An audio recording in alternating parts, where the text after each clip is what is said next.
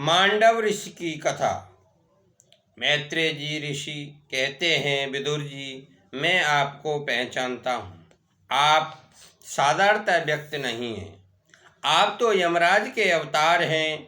मांडव ऋषि के शाप के कारण दासी पुत्र के रूप में शूद्र के घर आपका जन्म हुआ था। एक बार कुछ चोरों ने राजकोष से चोरी की। चोरी करके वे भागने लगे।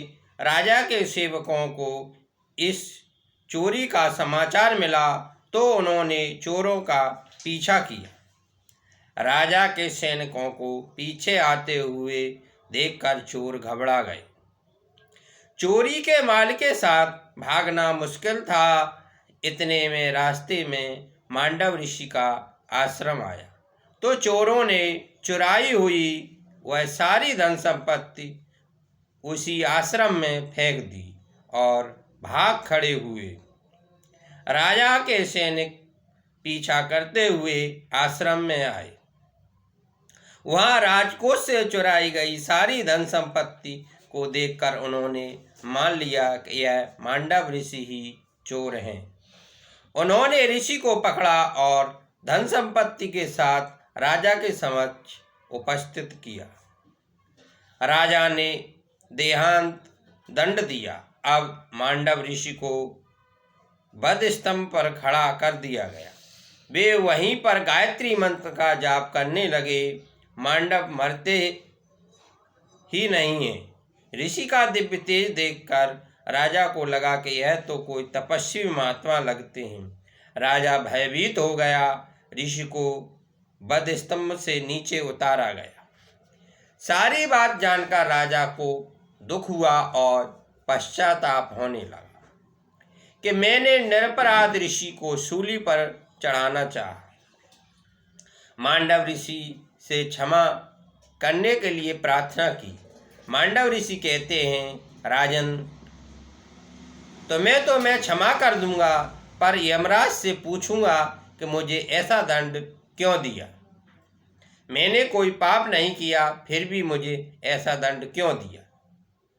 मैं यमराज को क्षमा नहीं कर सकता। जिसने पाप किए हों उसे डर लगता है, पापी को यमराज क्रूर लगते हैं। मांडव कहते हैं, मुझे निष्पाप को सजा क्यों।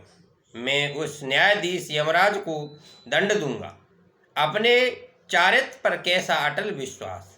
भरतखंड का एक पवित्र संत आज न्यायाधीश से ही उत्तर मांगने जा रहा है।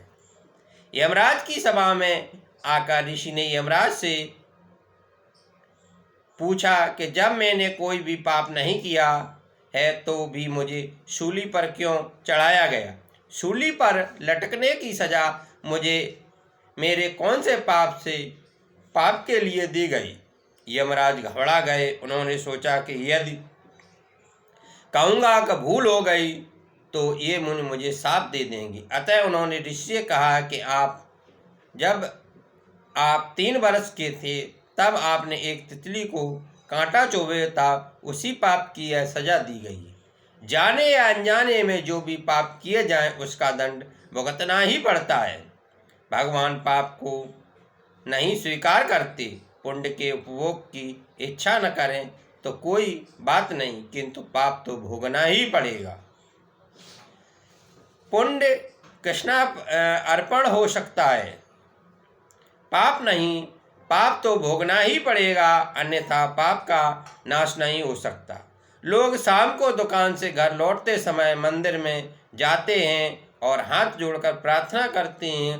सारे दिन में जो कुछ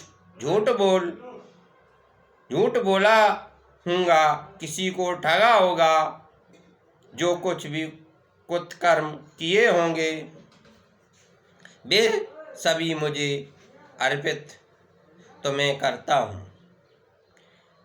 काया वाचा और मन से जो किया जाए, अर्थात इनसे जो पुण्य किया जाए वह प्रभु को अर्पण करना है।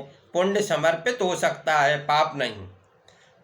भगवान पाप नहीं लेते। सामान्य सरकार पुरस्कार वापस लेते हैं, किंतु किसी को दी गई सजा वापस नहीं लेती। भगवान कहते हैं कि कैसी मूर्ख व्यक्ति है जो मुझे अपने पाप अर्पित करने चला है। परमात्मा को हमेशा पुण्य समर्पित करो, सदा यही सोचो कि सजा मैं सह लूँगा और ठाकुर जी को पुण्य अर्पित करूँगा। ठाकुर जी को सर्वोत्तम वस्तु अर्पित करनी चाहिए, इसका नाम ही भक्ति है।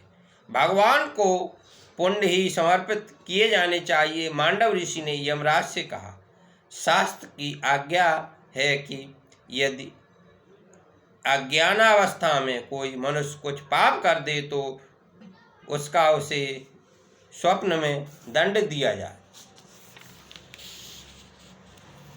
मैं बालक था, अतः अबोध था, इसीलिए उस समय किए गए पाप की सजा तुम्हें मुझे स्वप्न में ही देनी चाहिए थी। तुमने मुझे अयोग्य प्रकार से दंड दिया है, अतः मैं तुम्हें शाप देता हूँ कि तुम्हारा जन्म शूद्र योनि में होगा। इस प्रकार मांडव ऋषि के शाप के कारण यमराज को विदुर जी के रूप में दासी के घर जन्म लेना पड़ा।